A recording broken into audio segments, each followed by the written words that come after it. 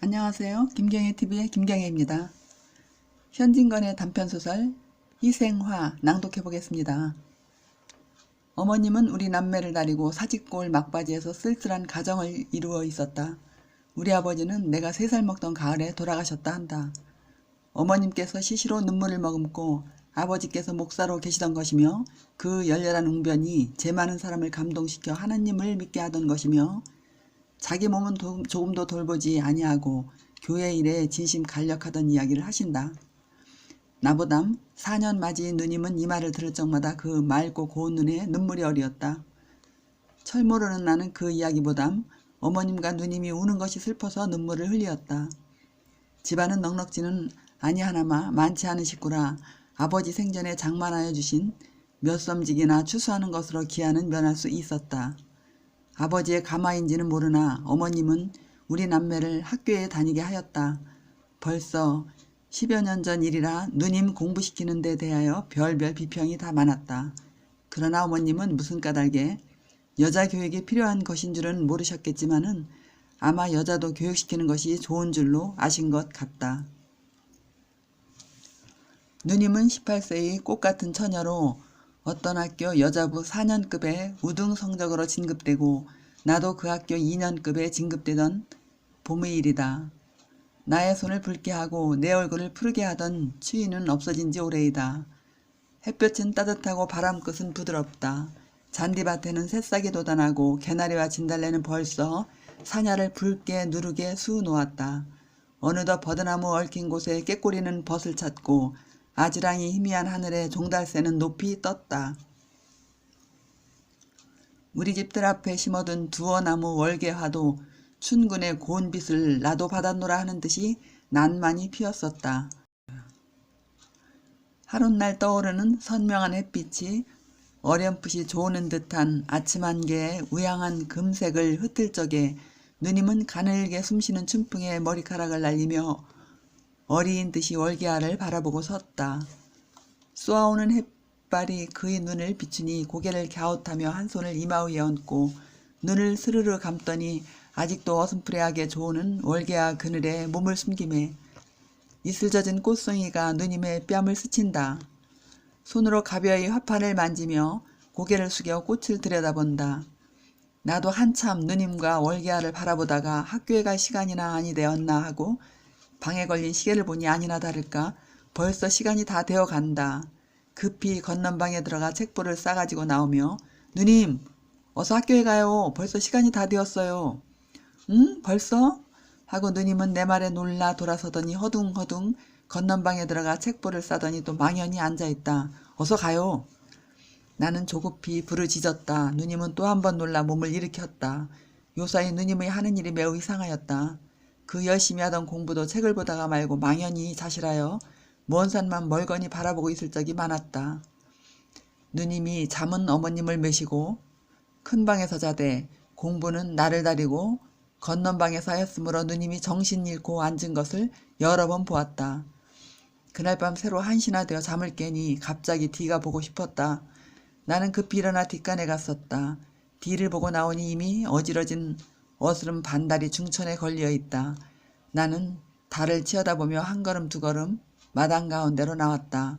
뜰 앞 월계화는 희미한 달빛에 어슴푸레하게 비치는데 꽃 사이로 하야스름한 무엇이 보인다.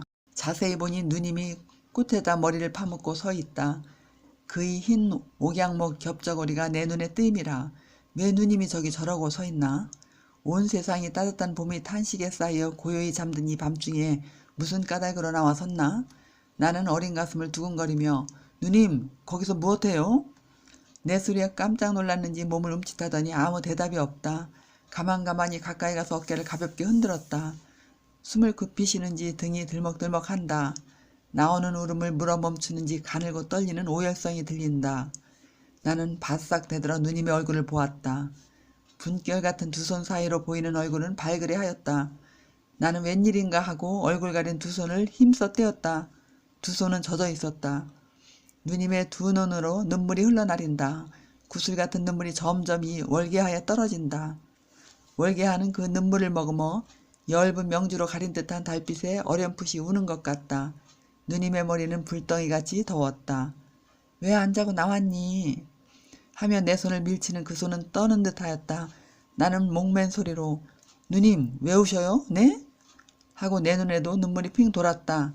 이슬에 젖은 꽃향기는 사랑의 노래와 같이 살근살근 가슴을 여의고 따뜻한 미풍은 연애에 타는 빛처럼 부드럽게 뺨을 스쳐 지나간다. 이런 밤에 부드러운 창자에 느낌이 없으랴? 꽃다운 마음에 수심이 없으랴? 철 모르는 나는 누님 어서 들어가셔요 하고 누님의 손목을 이끌었다. 맥이 종작없이 뛰는 것을 감각하였다. 누님은 눈물을 씻으며 먼저 들어가거라 나도 들어갈 것이니 하였다. 대관절 웬일이야요? 어디가 편찮으셔요? 아니 공연히 마음이 뒤숭숭하구나 하더니 한 손으로 월계화까지를 부여잡고 이마를 팔에다 대며 흑흑 느끼어 운다. 어스름 달빛은 쓰린 이별에 우는 눈의 시선같이 몽롱하게 월계화 나무 위에 흘러있다. 이틀 후 공일날 누님과 나는 창경원 구경을 갔었다.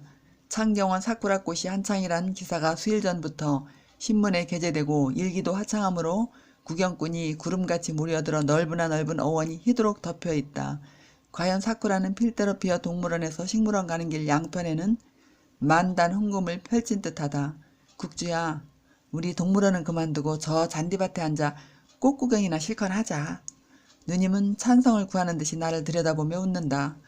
나도 짐승 곁에 가니 야릇한 무슨 냄새가 나던 것을 생각하고 그럽시다 라고 곧 찬성하였다. 우리는 길 옆 잔디밭 은근한 편소나무 밑에 좌정하였다. 붉은 놀 같은 꽃다리 밑으로 지나가는 흰옷 입은 유객들이 꽃빛에 비치어 불그스름해 보이는 것이 말할 수 없는 추능을 자아낸다. 어린 나도 따뜻한 듯한 부드러운 듯한 봄의 기쁨을 깨달아 웃는 낯으로 누님을 돌아보니 누님은 나지익히 한숨을 쉬며 고개를 숙이더니 푸른 풀 사이에 핀 누른 꽃을 하나 꺾어 뺨에다 대인다. 무슨 걱정이나 있는 듯이 눈살을 찌푸렸다. 나는 그날 밤에 누님이 월계와 사이에서 울던 광경을 가슴에 그리면서 유심히 누님의 행동을 살피었다. 누님이 얼굴에 수색을 띤 것이 퍽 애처로워서 무슨 이야기를 하여 누님의 흥미를 끌까 하고 곰곰 생각하며 이리저리 살피었다. 우연히 식물원 편을 바라보다가 그것을 가리키고 누님을 흔들며 저기를 좀 보셔요 하였다. 웬일인지 누님은 깜짝 놀란다. 고난 잠을 깬 사람에게 흔히 있는 표정으로 내가 가리키는 곳을 바라본다. 거기서 우리 학교 교복을 입은 학생 하나가 이리로 나려온다. 그는 우리 학교 4년급 급장이었다. 누님이 한참 멀거니 바라보다가 두 추파가 마주친 것 같다. 누님은 고개를 숙이었다. 나는 누님의 기미치 발그레진 것을 보았다. 누님이 내 무릎을 꼭 잡으며 거기 무엇이 있다고 날 다려보라니 간신히 귀에 들리리만큼 말하였다. 아야, 아이고 아파요. 왜 저희를 모르셔요? 그이가요. 이번에 첫째로 4년급에 진급한 이야요. 공부를 썩 잘하고 또 재주가 비범하대요. 게다가 얼굴이 저렇게 잘났겠지요. 나는 바로 내나 그런 뜻이 기뻐하면서 입에 침이 없이 칭찬하였다. 누님은 부끄럽게 웃으며 왜 내가 그를 모른다디? 4년이나 한 학교에 다녔는데 그래 그 사람 보라고 사람을 흔들고 야단을 했니? 그러면요. 그런데요. 어저께 내가 누님보다 좀 일찍이 나왔지요. 집에 오니까 어머님 친구 몇 분이 오셨는데 누님 칭찬이 야단입디다. 어쩌면 인물도 그다지 잘나고 재주도 그렇게 좋을꼬 참 복 많이 받았습니다. 라고요. 나는 그 말을 듣고 춤이라도 출 듯이 기뻐하였어요. 저 사람도 장하지만 누님은 더 장해요. 나는 그 사람을 너무 칭찬하여 행여나 누님이 그에게 질까 보아서 또 한참 누님을 추어 올렸다. 누님은 또 얼굴을 붉히며 너는 별소리를 다 하는구나. 누가 내게 칭찬 듣고 싶다디? 우리가 이런 수작을 하는 틈에 그는 벌써 우리 앞을 지나가며 슬쩍 누님을 엿보았다. 두 시선은 또 한 번 마주쳤다. 누님의 얼굴은 갑자기 다홍빛을 띠었다.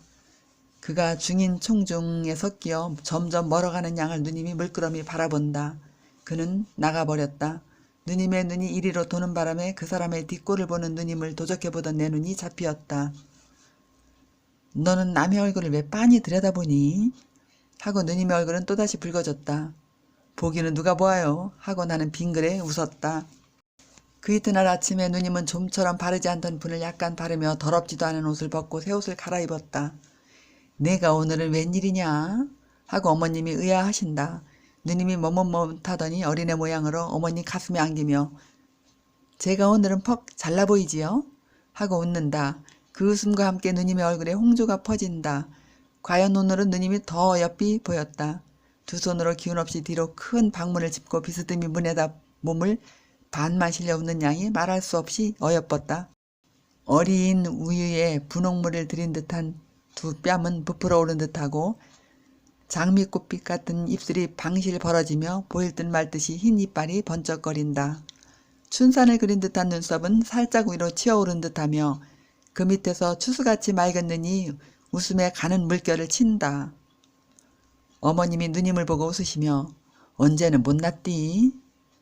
그런데 오늘은요? 누님이 대질러 묻는다. 오냐 오늘은 더 이뻐 보인다. 어머님 정말이야요? 하고 누님은 또 빵긋 웃는다. 수색에 쌓인 희색이 드러난다. 오늘은 정말 더 이뻐 보인다. 너의 부친이 보셨던들 자키 기뻐하시겠니? 하시며 어머님의 눈에는 눈물이 스르르 어리었다. 곱게 빛나던 누님의 얼굴에도 구름이 끼인 것 같다. 그러나 얼마 아니 되어 그 구름이 쓰러지고 또다시 기쁨과 희망의 빛이 번쩍거린다. 우시는 어머님을 민망히 바라보던 누님이 지은 듯한 슬픈 어조로 어머님 마음 상하지 마셔요 하였다. 예 시간이 다 되었겠다. 내 걱정 일랑 말고 어서 학교에나 가거라 하고 어머님은 눈물을 삼키셨다. 우리는 책보를 끼고 나섰다. 학교 문턱에 들어서니 종소리가 들린다. 우리는 다른 박질하여 들어갔다. 전교생도가 다 모였다. 모두 행렬과 번호를 마치자 기착, 경례, 출석원 도합 몇 명? 이라 하는 카랑카랑한 소리가 들렸다. 그는 4년급 급장의 소리다. 이 소리가 끝나자 여자부 편에서도 이와 같은 호령과 보고를 하는 소리가 들렸다. 그는 옥을 바스는 듯한 날카로운 소리였다. 그는 우리 누님의 소리다. 오늘은 웬 셈인지 이 두 소리가 나의 어린 가슴을 뛰게 하였다. 그 다음 토요일 하악한 후에 교우회가 모인다고 4년급 생도들이 학교 문을 걸고 파스를 보며 철없는 1, 2년급들이 나가는 것을 막아섰다. 우리가 늘 모이는 강당에 들어서니 벌써 이 편에는 남학생, 저 편에는 여학생이 빽빽히 앉아 있었다. 나도 거기 앉았노라니 무엇이니 하고 한참 야단들이더니 얼마 아니 되어 4년급생이 흰 종이 조각을 돌리며 지육부 간사 투표권이요. 한 장에 한 명씩 쓰시오. 하며 애친다. 내 곁에 앉은 녀석이 똑똑한 채로 유기명 투표야요? 무기명 투표야요? 묻는다. 물론 무기명 투표지요. 아까 애치던 4년급생이 대답한다. 저편에서 무기명 투표란 무엇이오? 하는 녀석이 있다. 그것도 모르면서 해할 적마다 집에만 가려고 하지. 무기명 투표란 것은 선거자의 이름을 쓰지 않는 것이요. 꾸짖는 듯이 그 4년급생이 말하고 기색이 엄숙하다. 나는 무의식적으로 단박 4년급 급장의 이름을 썼다. 필경 남자부에는 최다점으로 그가 선거되고 여자부에서는 최다점으로 우리 누님이 선거되었다. 그 후부터 누님이 간사해야 한다. 지육부 간사해야 한다 하고 저녁 먹고 나가면 밤 9점 10점이나 되어 들어오는 일이 빈빈히 있었다. 그 해에 갈 적마다 안 보던 거울도 보고 늘어진 머리카락도 쓰다듬어 올리며 옷고름도 고쳐 매었다. 하룻밤은 누님이 지육부 간사해야 한다고 저녁 먹고 나가더니 10점 반이 되어도 돌아오지 않는다. 어머님은 별별 염려를 다 하시다가 너 너희가 여태껏 돌아오지를 않니? 해는 벌써 끝났을 것인데 너 좀 가보아라. 나는 두루마기를 입고 집을 나와 사직골 막바지로부터 광화문 통해 가는 길로 타박타박 걸어간다. 달도 없는 5월 금은밤이었다. 전등도 별로 없고 행인도 희소한 어둠침침한 길을 걸어가려니 무시무시한 생각이 난다. 나는 무서운 생각을 쫓노라고 발을 쾅쾅 구르며 하나 둘 하고 다른 박질하였다.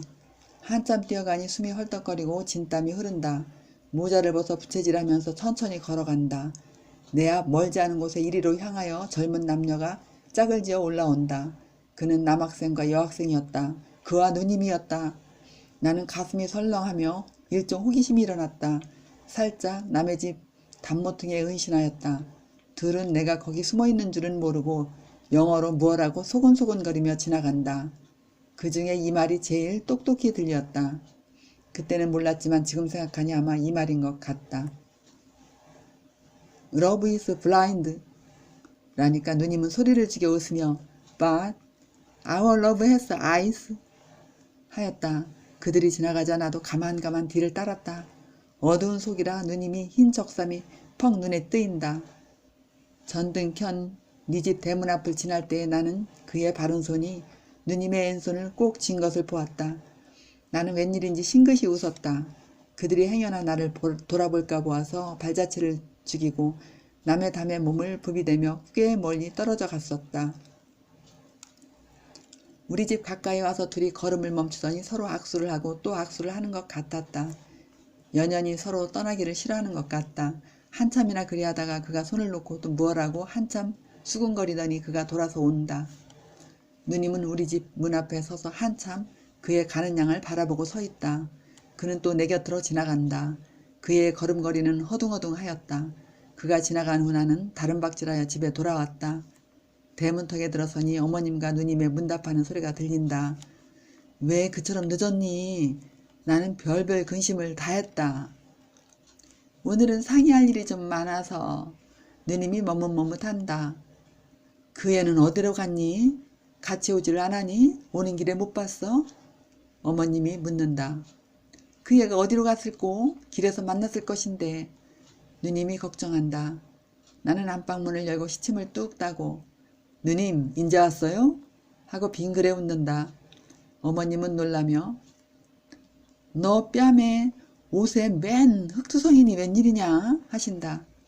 담에 붙어와. 아니야요 저저 하고 누님을 보고 빙글빙글 웃었다. 누님의 얼굴은 또 밝아졌다. 그 더운 날 달밤에 누님은 친구하고 어디를 간다 하고 자주자주 나갔었다. 누님은 늘 나를 따돌리고 혼자 나갔으므로 푸른 풀 잦아진 곳과 달빛 고요한 데에서 그와 누님이 만나 꿀같은 사랑의 속살거림을 몇 번이나 하였는지 나는 모른다. 누님의 출입이 자조롭고 기색이 수상하였던지 어머님이 인제 내가 어디 나가거든 꼭 내 동생을 다리고 다녀라 하신 뒤로는 누님이 집에 들면 공연히 짜증을 내며 하염없는 수색이 적막한 화용을 휩쌌었다. 그리고 때때로 머리가 아프다 하며 이불을 쓰고 누웠었다. 하루는 우리가 점심을 마친 후 누님이 날다르여 너 나하고 남산공원에 산보 가련? 하였다. 그때는 6월 염천이라 더운 기운이 사람을 찌는 듯 하였다. 나도 거기 가서 서늘한 공기도 마시고 무성한 초목으로부터 뚝뚝 뜯는 치색에 땀난 몸을 씻으리라 생각하고 곧 네 하였다. 우리는 광화문 통해서 전차를 타고 진고개를 거쳐 남산공원을 올라갔었다. 저편 언덕 위에 그가 기다리기 지리하다는 듯이 앉았다가 일어섰다가 하는 것이 보였다. 누님이 갑자기 돌아서 나를 보며 너 이것 가지고 진고개 가서 과자 좀 사와 응? 하며 돈 20전을 주었다. 나는 급히 진고개로 나왔다. 얼른 과자를 사가지고 가본즉 그와 누님은 그림자도 보이지 않는다. 어디로 갔을까? 나는 누님이 무슨 위험한 곳에나 간 것 같이 가슴이 팔딱거리었었다. 이리저리 아무리 살펴도 그들은 없다. 나는 이편으로 기웃기웃 저편으로 기웃기웃 하였다. 한참이나 치색이 어린 남산 정상을 치어다보다가 또다시 걸어갔었다. 한동안 걸어가도 보이지 않는다. 아이고 어디로 또 그만 가버렸어? 이리로는 아마 아니 갔나 보다 하고 돌아서 오던 길로 돌아온다. 갔던 길로 돌아오려니 퍽 먼 것 같다. 에이그 그동안에 내가 퍽도 걸었네. 속으로 중얼중얼 하였다. 꼴딱지가 나니까 더 더운 것 같다. 대기는 햇불에 와글와글 끓는 것 같다. 나는 이 대기에 잠기어 몸이 삶아지는지 땀이 줄줄 흘러내리고 숨은 헐떡헐떡 차오른다. 모자를 벗으니 머리에서 김이 무럭무럭 난다. 나는 부글부글 고여오르는 심술을 억지로 참으며 아까 그가 있던 곳까지 돌아왔다. 어디로 갔을까? 저리로 가보자. 혼잣말로 투덜거리고 아까 갔던 반대 방면으로 걸어갔었다. 한동안 걸어가도 그들은 또 보이지 않는다. 참고 참았던 짜증이 일시에 폭발이 되었다. 잔디밭에 털썩 주저앉아 엉엉 울었다. 풀들을 쥐어뜯으며 한참 울다가 하도 내가 어린애 같은 것이 부끄럽고 우스웠다. 그렁그렁한 눈물을 씻고 히히 한번 웃은 뒤 이리저리 또 살펴보기 시작하였다. 저편 좀처럼 사람 눈에 띄지 않을 소나무 그늘 밑에 그들이 나란히 앉아있는 것을 보았다. 나는 잃었던 보배를 발견한 듯이 기뻐하였다. 누님, 거기 계세요? 고함을 지르고 뛰어가려다가 에라 무슨 이야기를 하는지 좀 엿들으리라 하고 어느 밤에 그들의 뒤를 따라가던 모양으로 가만 걸어 가까이 갔었다. 한낮이므로 유격 하나 없고 바람 한 점 불지 않는다. 더운 공기는 기름 온 것 같이 조금도 파동이 없다. 남이 들을까 보아서 가만히 하는 이야기도 낱낱이 내 귀에 들렸다. 물론 그렇게 해야지요. 그런데 요사이는 어째 볼 수가 없어요. 그가 말하였다. 어머님께서 어디 나가게 하셔야지요. 나가거든 꼭 내 동생을 데리고 다녀라 하시겠지요. 그래서 오늘도 같이 왔지요. 그리고 누님이 웃으며 말을 이어 딴 이야기 하느라고 잊었구려. 기다리신다고 오죽 지리하셨겠어요? 1시간이나 넘어 기다렸어요. 오늘도 아마 못 오시는가 보다 하고 그만 가버릴까까지 하였어요. 네? 가버릴까 하였어요? 제가 언제 약속 어긴 일이 있어요? 저는 어찌 급했던지 점심을 먹는데 밥이 입으로 들어가는지 코로 들어가는지 몰랐어요. 둘이 웃는다. 나도 웃었다. 나는 어린애가 꽃에 앉은 나비를 잡으려 간 때에 가는 걸음걸이로 한 걸음 두 걸음 가까이 갔었다. 사랑하는 이들은 달디단 이야기에 얼이 빠져 사람 오는 줄도 모른다. 그들 앉은 소나무 뒤에 살짝 붙었었다. 두 어깨는 닿아 있고 누님의 풀린 머리카락이 그의 뺨을 스친다. 그와 누님의 눈과 입에는 정이 찬 웃음이 넘친다. 그러다가 두 손길을 마주잡고 실신만 사람 모양으로 멀거니 서로 들여다본다. 누님의 몸으로부터 발산하는 따뜻하고 향기로운 기운에 나도 쌓인 것 같았다. 나는 와락 달려들며 누님 여기 계셔요? 나는 어디 가셨다고. 아이 사람 애도 퍽도 먹이시지. 둘은 깜짝 놀래었다. 누님의 모시적삼이 달싹달싹 하는 것을 보고 누님의 가슴이 팔딱거리는구나 하였다. 그는 시치미를 뚝 따려 하였으나 부끄럼이란 원소가 얼굴에 퍼뜨리는 붉은 빛을 감출 길이 없었다. 에그 나는 누구라고 퍽도 놀랐다. 누님은 두근거리는 가슴을 한 손으로 어루만지며 말하였다. 누님이 그를 향하며 이 애가 제 동생이야요. 아직 철이 안 나서 많이 사랑해 주세요. 한뒤 나를 보고 그를 눈으로 가리키며 너 이보고 이홀랑은 형님이라 하여라. 어째서 형님이라 해요? 내가 애를 먹였다. 누님의 얼굴은 새빨개지며 나를 훑켜본다. 왜 누님 성나셨소? 그러면 형님이라 하지요. 하고 어릿강을 부리며 형님, 누님, 과자 잡수셔요. 하고 지었던 과자를 앞에 내놓았다. 누님이 나를 보고 빙그레 웃으며 우리는 먹기 싫으니 너 혼자 저쪽에 가서 먹고 있거라. 우리 갈 때 부를 것이니. 나도 길게 방에 놀기가 싫었다. 과자를 지고 나와 풀밭에 앉아 먹으면서 혼잣말로 내 뱃속에 영감쟁이가 12이나 들어앉았는데 어린애로만 여기지 하고 웃었다. 그 긴긴 해가 벌써 서선에 걸렸다. 낙조에 비치는 녹수와 방초는 불이 붙은 것 같이 붉어 보인다. 나도 이 동안에 퍽도 심심하였다. 풀을 자리 삼아 눕기도 하고 기지개도 켜고 몸을 비비 틀기도 하며 곡조도 모르는 찬가를 함부로 부르기도 하였다. 이제 나올까 저제나 부를까 고대고대하여도 그 둘의 그림자는 얼른도 아니한다. 무슨 이야기가 그렇게 많은고. 이미 사랑하는 사람끼리의 이야기는 끝이 없는가 보다. 벌써 이야기한 것이 수만 마디가 넘건만은 말 몇 마디 못하여 해는 어이 수익하나 하는 것이다. 남산 밑 풀과 나무에 빛나던 붉은 빛은 점점 거치고 모색이 가물가물 쳐들어온다. 햇빛은 쫓기어 남산 정상을 향하여 자꾸 기어올라가더니 남산 맨 꼭대기에 움츠리고 앉았을 뿐이다. 검푸른 저문 빛이 남산 밑을 에워싸자 정상에 비치는 햇빛조차 쓰러지고 저편 하늘에 붉은 놀이 흰 구름을 붉고 누렇게 물들인다. 나는 참다 못하여 몸을 일으켜 그곳으로 갔다. 어두운 빛에 놀랐는지 그들도 일어섰다. 나는 걸음을 멈추고 나무로 깎아 세워놓은 사람 모양으로 주춤 섰다. 누님의 걱정스러운 떨리는 소리가 나의 이막을 울림이라. 케이씨, 우리가 목전의 즐거움만 다행히 여겨 그냥 일이 지내다가는 우리의 꿀같은 행복이 끝에는 소태같은 고통으로 변할 것 같아요. 우리 각각 꼭 아까 말하는 것과 같아야 됩니다. 아무럼요. 그리해야 될 터인데 아까도 말했지만 우리 집은 워낙 완고라. 그의 말은 떨리었다. 나는 가슴이 선뜻하였다. 무슨 말을 하였나? 무슨 말을 하려는가? 엿듣지 못한 것이 한이 되었다. 둘은 이리로 걸어온다. 누님의 눈은 약간 발그레하였다. 그 고운 뺨에 눈물 흔적이 보였다. 나는 또 웬일인가 하고 가슴이 선뜻하였다. 그날 밤에 나의 어린 소견에도 별별 생각을 다하고 씩씩히 잠도 잘 자지 못하였다. 내가 어렴풋이 잠을 깰 적마다 큰 방에서 어머님과 누님이 무엇하고 이야기하는 소리가 간단없이 들렸다. 새로 한 점이나 되어 내가 잠을 깨니 큰 방에서 훌쩍훌쩍 우는 소리가 들린다. 울음 섞인 어머니의 말소리가 난다. 그래, 내가 요사이 늘 탈기를 하고 행동이 수상하더라.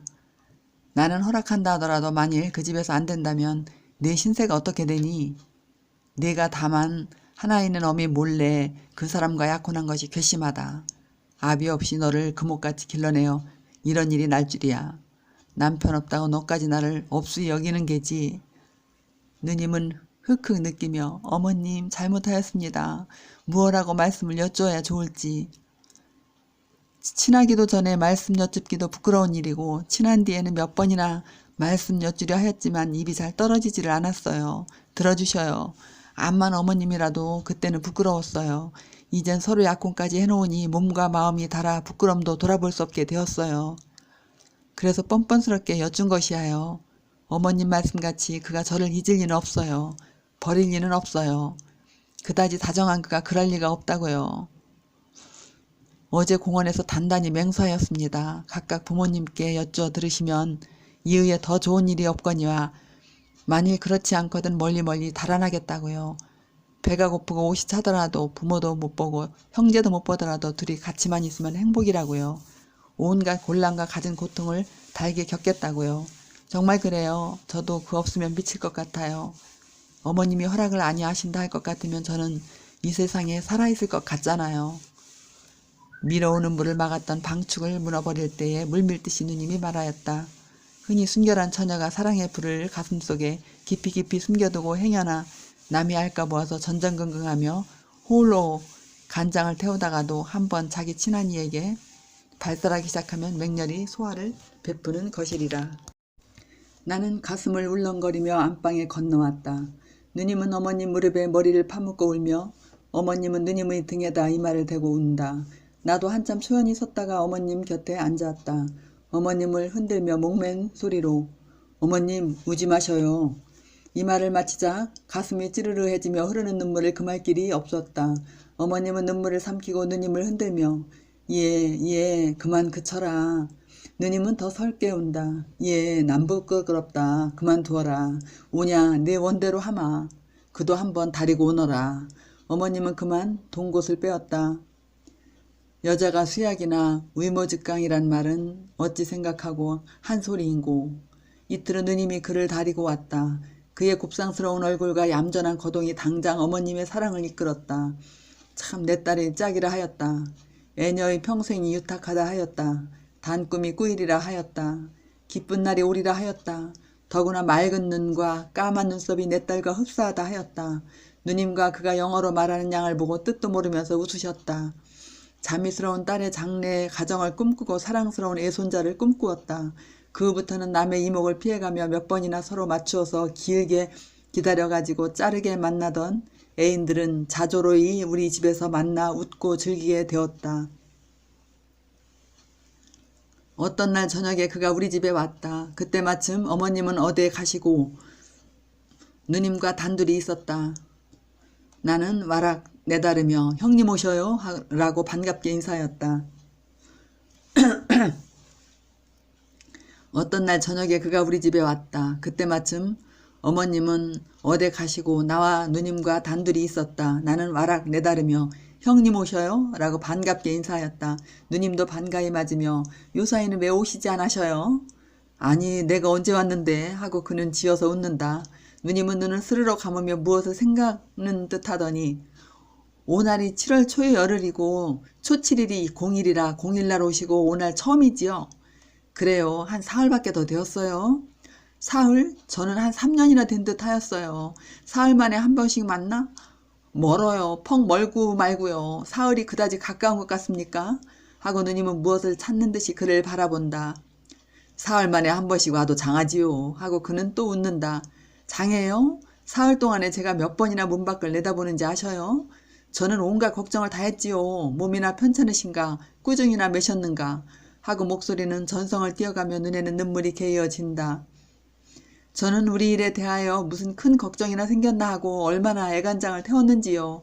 하고는 눈물이 그렁그렁 넘쳐 흐른다. 아니야요. 여하간 죄 없이 잘못하였습니다. 하고 그는 눈살을 찌푸리다가 선웃음을 치며 어린애 모양으로 걸핏하면 울기는 왜 울어요? 저 동생 부끄럽지 않아요? 갑자기 어조를 야릇하게 변하며 그런데 내가 어지도 올락하고 아래도 올락했지만은 올락할 때마다 동무가 찾아와서 올 수가 있어야죠. 울던 누님이 웃음을 띄었다. 나도 웃었다. 그는 대구 사람이다. 그의 부모는 아직도 대구에서 산다. 서울에 있는 오촌 당숙집에 그는 유숙하고 있었다. 그는 서울 온 지가 벌써 5, 6년이 지내었으므로 사투리는 거의 안 쓰게 되었으나 때때로 우리를 웃기려고 야릇한 말을 하였다. 올락하고 갈락하고 흉내를 내며 나는 방바닥에 뚫뚫 굴러가며 웃었다. 그는 시치미를 뚝 따고 남 이야기하는데 웃기는 와우쏘. 야 참 얄궂다 하였다. 누님은 어떻게 웃었는지 얼굴이 붉어지고 배를 움켜쥐고 숨찬 소리로 그만두셔요. 그만 웃기셔요. 한참 동안 우리는 이렇게 웃고 즐기다가 나를 누님이 또 무슨 심부름을 시켰다. 무슨 심부름이던가 생각이 아니 난다. 그가 오기만 하면 누님이 무엇 좀 사오너라. 어디 좀 갔다 오너라 하고 늘 나를 따돌렸다. 에그 누님도 왜 나를 늘 따돌려. 투덜투덜하면서 집을 나왔다. 반달은 비스듬히 푸른 하늘에 걸려있다. 만경창파에 애로이 떠가는 이려 편주와 같았다. 나 없는 동안에 그들이 무슨 이야기를 하는지를 듣고 싶어서 급히 오느라고 오는 것이 1시간이나 넘어 걸렸다. 나는 벌써 엿듣기에 익숙하여 사뿐 중문에 들어서며 가만히 살펴보니 애인들은 달 비치는 월계화 나무 밑에 평상을 내어놓고 나란히 앉아서 뭐라고 소곤거린다. 나는 숨소리도 크게 아니시고 귀를 기울였다. 그러면 어째요? 어머님께서는 좀처럼 올라오시지 않을 것이고 왜 그러면 상서로 이 사정을 못 아랠 것이야 했어요? 누님의 애타는 소리가 들린다. 글쎄요. 몇 번이나 상서를 썼지만 붙이지를 못하겠어요. 만일 차일피일 하다가 딴 데 혼인을 정해놓으시면 어째요? 정해놓아도 안 가면 그만이지요. 그러면 어렵지 않아요? 그런데 오촌 당숙 내부는 아마 이 눈치를 아시는 것 같아요. 네? 아마 그런 것 같아요. 그래서 집에 무슨 통기가 있었는지 할아버지께서 일간 올라오신대요. 올라오시면 죄다 여쭙겠단 말씀이구려. 글쎄요. 그런데 우리 할아버지는 참 호랑이 같은 어른이라 완고 참 완고신데 나도 어찌할 줄을 모르겠어요. 그래서 밤에 잠이 잘 오지 않아요. 하고 머리를 극적극적하고 눈살을 찡기더니 또 말을 이어 오늘 또 아버지께서 하소하셨는데 이번 울산 김승지 집에서 너를 선보라 간다니 행동을 단정히 하여라 하는 뜻입니다. 참 기막힐 일이야요. 하고 한숨을 내쉰다. 부모님께 하루바삐 사정을 여쭙지 않으면 큰일 나겠습니다. 그려. 누님의 안타까운 소리가 들린다. 여하간 꾸중을 보시더라도 장가를 못 가겠다 할 터이하여 조금도 걱정 마셔요. 그는 결심한 듯이 고개를 들며 단연히 말하였다. 밝은 달은 애태우는 양인의 가슴을 나는 몰라 하는 듯이 저리로 미끄러져 가며 더운 공기에 맑은 빛을 흩날린다. 월계하는 더욱 붉고 더욱 곱다. 진세의 우스 고뇌를 나는 잊었노라 하는 것 같았다. 그 이튿날 일어난 누님의 얼굴은 헬쓱하였다. 머리카락이 흩어질 대로 흩어진 것을 보아도 자기의 잠을 못 이루어 몇 번이나 벽에를 고쳐 빈 것을 가히 알더라. 누님이 사랑의 맛이 쓰고 떫은 것을 처음으로 맛보았도다. 행복에 해당하를 꺾으려면 가시가 손 찌르는 줄 비로소 알았도다. 하루 가고 이틀 가고 어느덧 일주일이 지나왔건만 누님이 오날이 나와서 호음을 전해줄까 내일이 나와서 희식을 알려줄까 고대고대 하는 그는 코끝도 보이지 않는다. 내가 학교에를 가도 그를 볼 수 없었고 누님도 이때부터 심사가 산란하여 학교에 못 갔었다. 이 동안에 누님은 어찌 애를 태웠던지 양협의 고운 빛이 사라져가고 눈언저리는 푸른 길을 띠고 들어갔다. 입술은 까뭇까뭇 타들어가고 두 팔은 맥없이 늘어졌다. 일주일 되던 날 누님은 생각도 못하여 편지 한 장을 주며 너 이 편지를 가지고 그 댁에서 그가 있거든 전하고 못 보거든 도로 가지고 오너라 하였다. 전일에 그를 따라 한 번 그 집에 갔던 일이 있으므로 그 집을 자세히 알아두었다.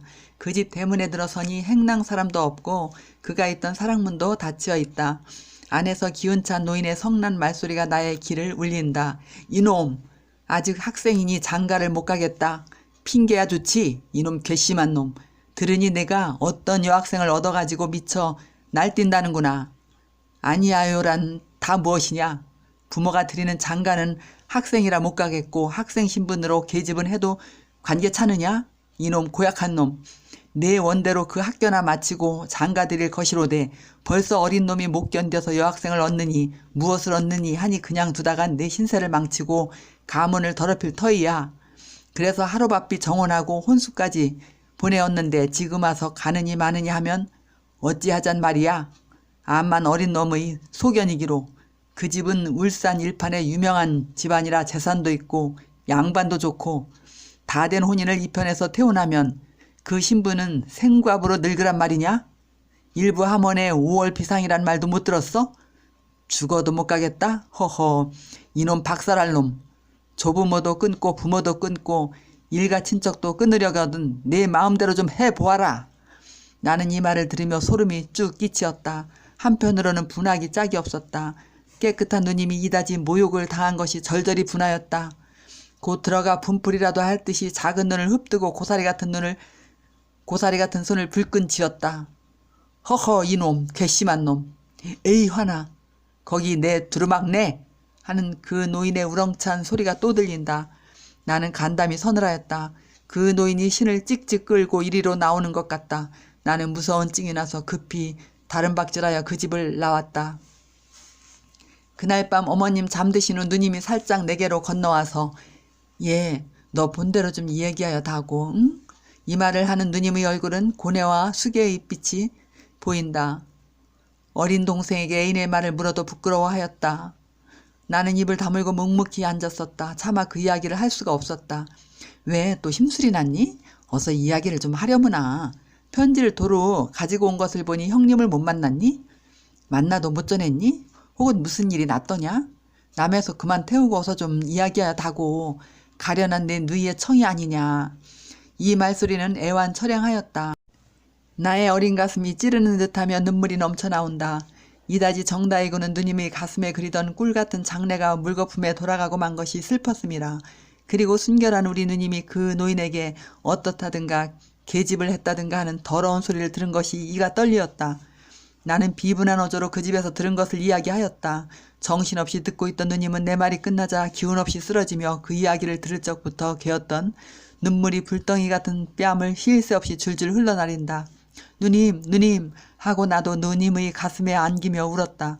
이럴 즈음에 누가 대문을 가벼이 흔들며 떨리는 소리로 S씨 주무셔요? 한다. 누님은 이 소리를 듣고 얼른 일어났다. 애인의 음성은 이럴 때라도 잘 들리는 것이다. 나올 듯한 울음을 입술로 꼭 다물어 막으며 급히 나갔다. 대문 소리가 나더니 K씨 오셔요? 하며 우는 소리가 들린다. 나도 나갔다. 둘은 서로 붙들고 눈물비가 요란히 떨어진다. 누님이 울음 반, 말 반으로 저는 또다시 못 배울 줄 알았지요 하였다. 그도 흑흑 느끼며 다 내 잘못이야요 하였다. 저 까닭에 오늘 매우 꾸중을 매셨지요? 어떻게 알았어요? 누님이 내가 편지를 가지고 그 집에 갔다가 들은 이야기를 하였다. 그리고 우는 소리로 좀 들어가셔요 하였다. 아니야요. 명일은 할아버지께서 꼭 다리고 가실 모양이에요. 지금 곧 멀리 달아나려고 합니다. 그래서 이런 말이나 몇 마디 할 양으로 왔어요.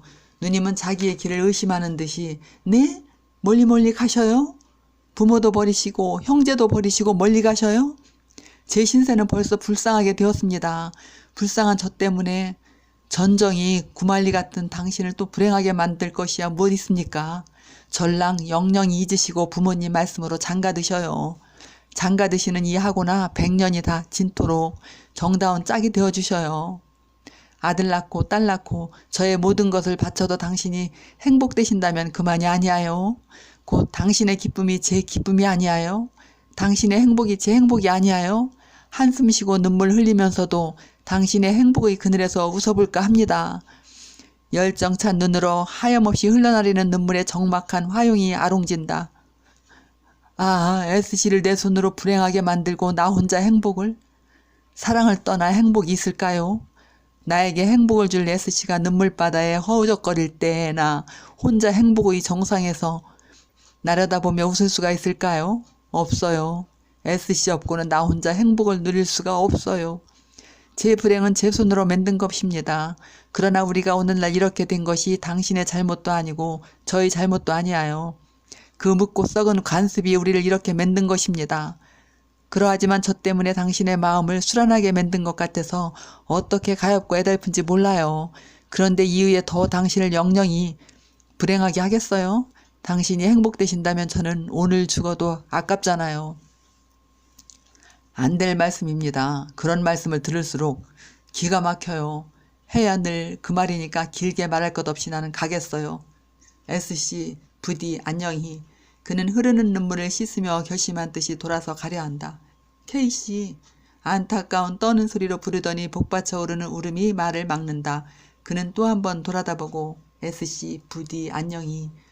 말을 마치자 그는 떨어지지 않는 발길을 돌려 마음은 이리로 몸은 저리로 멀어간다. 나는 심장을 누가 칼로 싹싹 에이는 것 같았다. 그 후 그는 어디로 갔는지 영영 소식을 들을 수가 없고 누님은 시름시름 병들기 시작하여 날이 가고 달이 갈수록 병은 점점 깊어온다. 이슬 젖은 연화같이 불그스름하던 얼굴이 청색 창경에 비치는 이화처럼 해쓱하였다. 익어가는 임금같이 혈색 좋던 살이 설이 맞은 황엽처럼 베베 말라간다. 거슴츠레한 눈은 흰 눈물에 붉어졌다. 그러다가 차마 볼 수 없이 바싹 말라버렸다.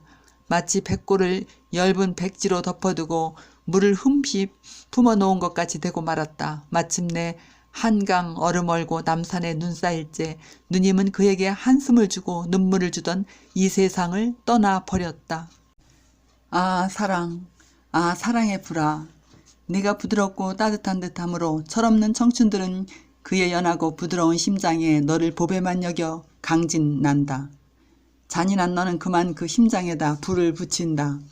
돌기둥 같은 불길이 종작없이 오른다. 옥기도 타버리고 홍안도 타버리고 금심도 타버리고 수장도 타버린다. 방 안에 켰던 촛불 호련히 꺼지거늘 웬일인가 살펴보니 초가 벌써 다 탔더라. 양협이 젖던 눈물 갑자기 마르거늘 무슨 년이 묻쨌더니 벌써 숨이 끊쳤더라.